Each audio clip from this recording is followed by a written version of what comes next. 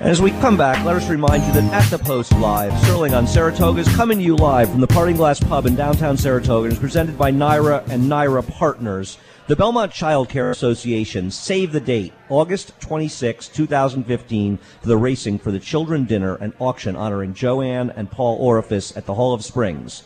And Special Olympics New York. Be a fan. Visit www.specialolympicsnewyork.org. Thanks for staying with us here as we continued At the Post Live. Last year, Leah Gyarmati was nice enough to join us at the Post Live. She won a grade 1 2 days later. So she figures she's back in that same grade 1, so she's going to come back for her friend Allen Jerkens. Leah, thanks for joining us. Thank you for having me. Talking to that mic. Come on, Leah. Thank you for having me. You're not shy. Don't pretend you're shy. Now, when you were here last year, you talked about, my friend Don still talks about it, the feminist theologian and you're in school. You said that the chief had some thoughts on this? Well, not exactly about feminist theologians, but feminists and women in general. Sure, he did. What were they? Are you going to share them? Well, Let's tease us. They weren't necessarily his thoughts. They were what he would like me to think his thoughts were, just to get a little bit of a rise out of me. You know, women were much happier when they were home and doing the things. He was obviously just saying it so that he could get a reaction out of me. He probably rode more female riders than anybody in history of horse racing. Yes, he did. And he gave a lot of credit to all of us every single time we did something that met up to his expectations. You rode for him in the mornings and the afternoons. Is that true? Yes. How many races did you win for him? Jeez. Be honest. We're going to look it up. No, I don't know. You should look More it up. than 3 and less than 30? Yes. Way less than 30 because I didn't win 30 races, period. Really? How long did you ride? Only a year and a half. Oh, really? Yeah, it was a short career. I wasn't very good. Now, were you working, you're very good as a trainer. I don't care what you say. You are good. I was a great exercise rider. At least I tell myself that. But the jockey part, that was... Jimmy's not shaking his head, so I'm assuming that there might be some truth to it. But he's looking away, so I don't really know. So, was Allen Jerkens the first person you worked for on the racetrack? Yes. How did that happen? I got a job with him. It was a summer job that my father thought he was getting off easy by finagling that and keeping me away from the show horses, which was costing way too much money. So I worked for Allen, and I didn't want to come to the racetrack because I didn't know anything about the racetrack. Show snob? Yes, I was a show snob. But it didn't take long to turn that around, and then my father was begging me to leave the racetrack and go back to school.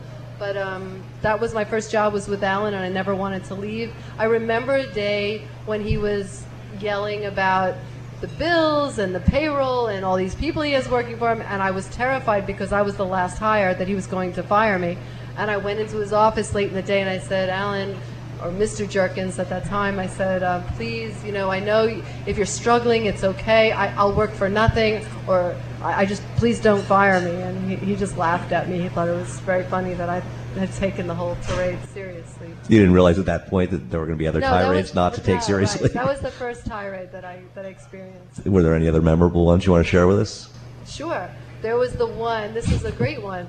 30 Flags was my first big horse. It was the first horse I galloped on a regular basis, first horse I ever breezed, first race horse I ever watched race live. Bohemia Farms, right? Yes, and she turned out to be a really nice horse. The only reason none of the other exercise riders wanted to get on her in the morning was because she had this horrible skin disease when she came, and nobody really wanted to get on her. So I got on her, and I was getting on her regularly. But when she got to the point where she needed some serious works, he put another exercise rider on her one day, or he put that on the board. I ignored the board, and I got on her anyway. And I'm walking around the shed, and I come around on her, and he looks, and he said, why are you on her? I clearly had, I can't remember who he put on there, maybe Keith was on her, on the board. And I started crying. I can do this, I can do this, I can do this. I've been getting on her every day. And he started yelling about this isn't a riding academy, and he needed to win races, and I started crying. By the next time I came around, I had tears down my face, and he just looked at me, and he just threw his arms up in the air, and he just led me out to the track, and I breezed her. And he didn't yell at me much after that. He didn't like tears. That was an easy way to Allen's heart. You cry, and he quieted down. Do you use that a lot more in the future? With him? Yeah. Yes. Well, I didn't have to because he didn't yell at me anymore. actually. So how long were you with him? I started with him in 1981.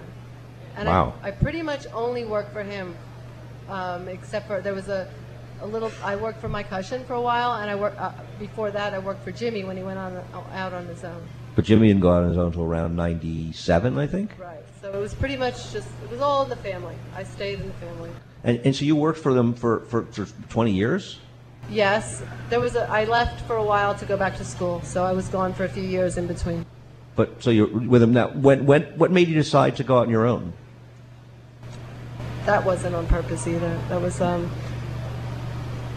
I was riding. That wasn't a very successful career for me, so I thought I'll go back to school and maybe law. I had different ideas that I might do. How boring. Yes, I guess. And then a few people that were on the racetrack who were going to help me do that talked me into claiming a horse for them. Just as a fun stint for Saratoga, summer, one horse, one claiming horse, have some fun, and then go to law school. The horse did really well. And who was the horse? It was Flippy Diane. That was my favorite horse. I mean, my first horse. And then law school kind of went out the window, and we kept. I kept training.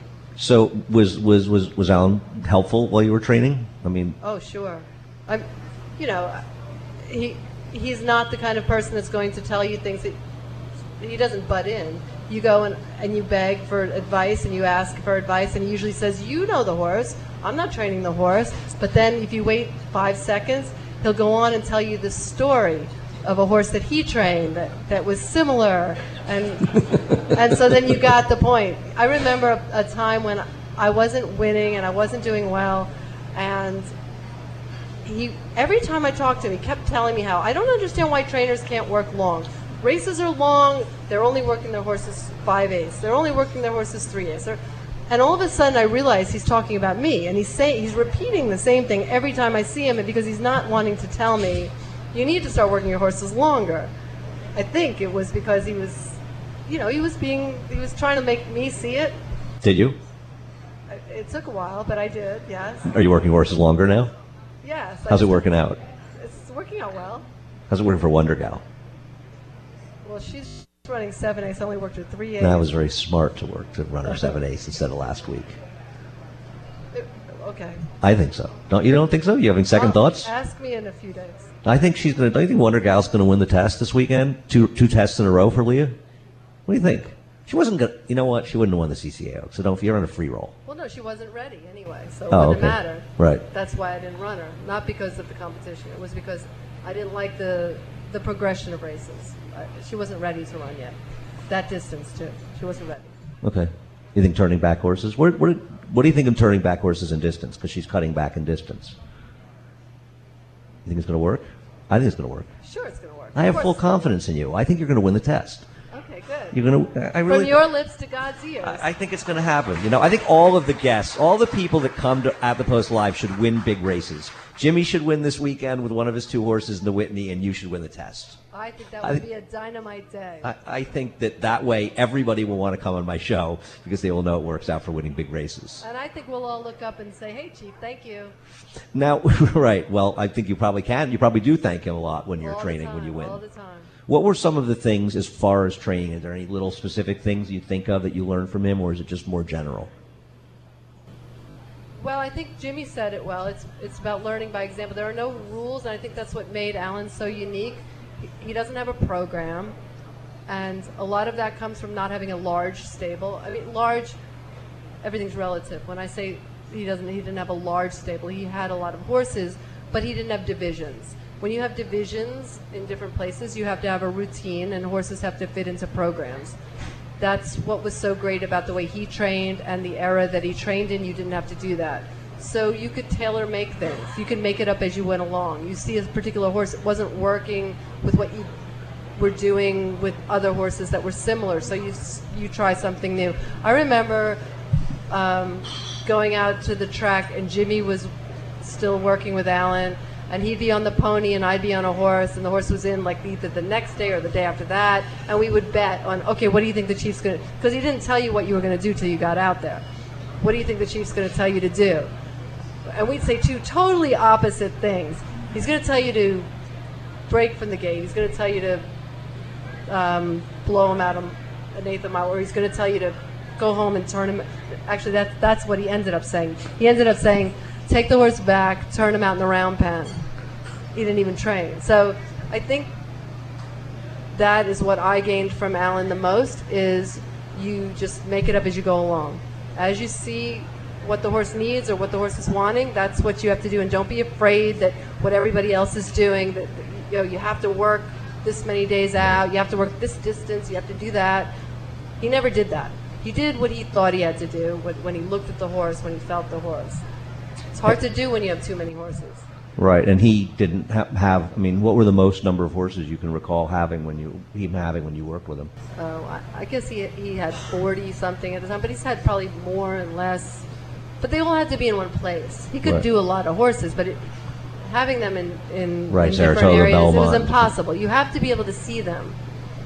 And it feels as though nobody influenced this game, at least in this century, more the past 100 years, more than he has, at least in New York and maybe overall. Do you feel that way? I do, but I'm just a newbie. Biased. You're biased. Biased and a newbie. I mean, I haven't been. Jimmy has been around longer and saw so much more, but I feel that way. I don't feel like there's ever been a horseman to step foot on the racetrack that can even compare to him. And likely there's people all around the racetrack. People will never know how many different people he helped and he touched, their lives they touched. Yes. Well, that's the biggest thing. I always say that Allen is the most powerful man. Sorry. The most powerful man that ever stepped foot on the racetrack, not because of money, not because of political influence, but because he could change lives, and he did. He would take, people that thought their lives were over, he gave them new beginnings, he gave them hope, he gave them pride. Anybody that can make you feel good about yourself and make you feel, okay, I'm good at something and I can do this, that's huge. Half the world is waiting for somebody like that to come along in their lives. And that was Allen Jerkens, and that's the way he touched us in racing and in the world. And forget about racing in life. Yes. I can't think of any better way to take a break and to leave the tribute to Allen Jerkens in those words. Leah, thanks a lot for being here, helping us remember the Chief. He obviously has a lot of fans here in the room. That's great. This is fantastic. Stay with us. We come right back. At the Post Live is brought to you by NYRA. WagerOnNYRA.com, NYRA's new state-of-the-art wagering interface.